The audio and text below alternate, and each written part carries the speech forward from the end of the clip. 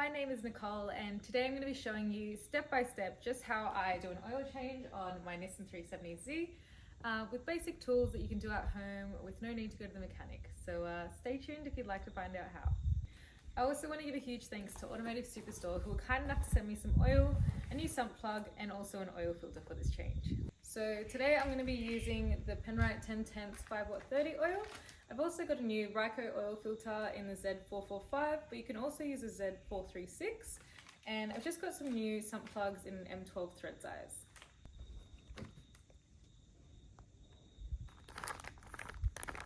Before I begin, I like to make sure that I have a few items on hand that will assist me through the process. Some nitrile gloves, a clean rag that you don't mind getting a bit dirty, a ratchet and a 14mm socket, an old towel or a blanket that you don't mind getting a little dirty, an oil pan to drain out your old oil, and also a clean funnel. Because my car is quite low, I've already put it onto some low profile ramps just before I jack it, which will make the whole process a lot easier for me. You also want to make sure that you have some stands alongside with your jack. If you're not sure where to place the jack or the stands, I always recommend looking it up on the internet so that you know where to place them.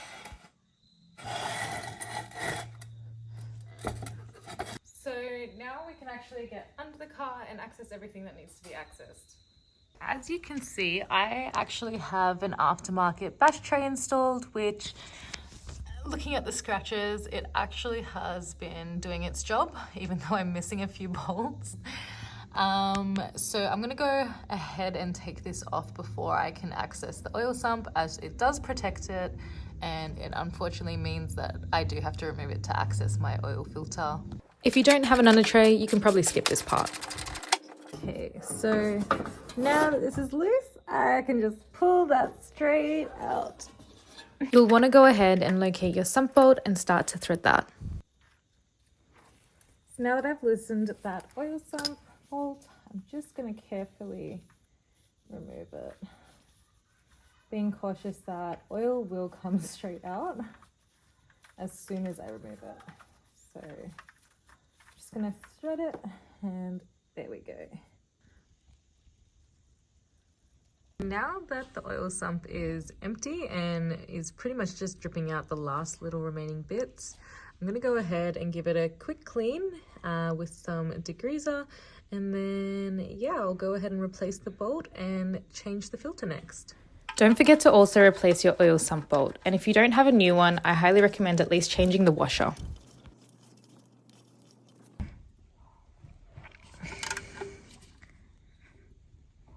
You can now go ahead and start to remove your oil filter. I do this by hand, but there are also tools out there that should make it easier for you. It's in a bit of an awkward position being on the side. Usually they are down, but we will have to make do. I'm lucky I have small hands, so I can actually get in here. But what you're gonna do is just be careful now, because a little bit of oil will come out of here too.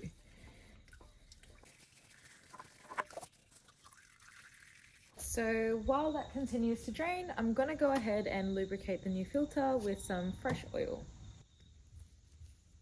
Find the easiest way is to just make sure the seal's on tight, turn it upside down, and then you should have a little bit of oil on top of the cap that you can just go ahead and use to lubricate the seal.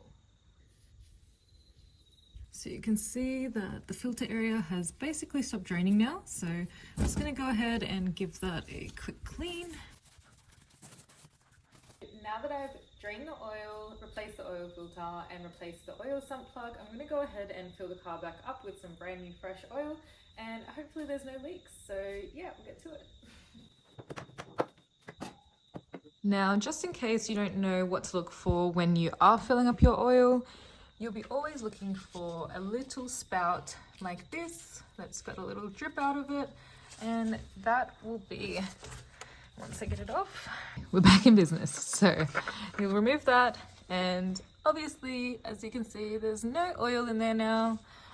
So I'll go ahead and insert my funnel, which I'll grab here. You do want to avoid going down this way.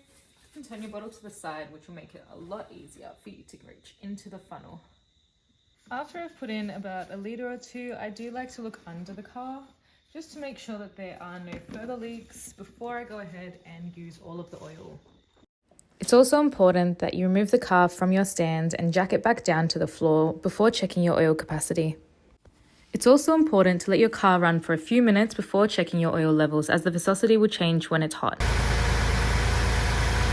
When you pull your dipstick out, I recommend cleaning it, then putting it back in, and once you remove it, the oil level should show clearly. If it is a little low, you can then go ahead and top it up. After I've checked that there are no leaks, I'll continue to fill up my oil based on my service manual capacity. Once you're happy with your oil levels, which should read under max, you can then go ahead and throw away your old oil. And that brings our oil change to an end. I hope you enjoyed this video, and once again, a huge thank you to Automotive Superstore for helping me with the products. If I can do this, so can you. But now it's time to enjoy some bloopers. I was like, that was really loud. Before I jack it up, hey, there's a kitty. Puss, puss, puss, puss, puss. Come here. If you've come this far, thank you so much for watching my video, and if you'd want to see more, be sure to subscribe. Good luck, and thanks again. Bye.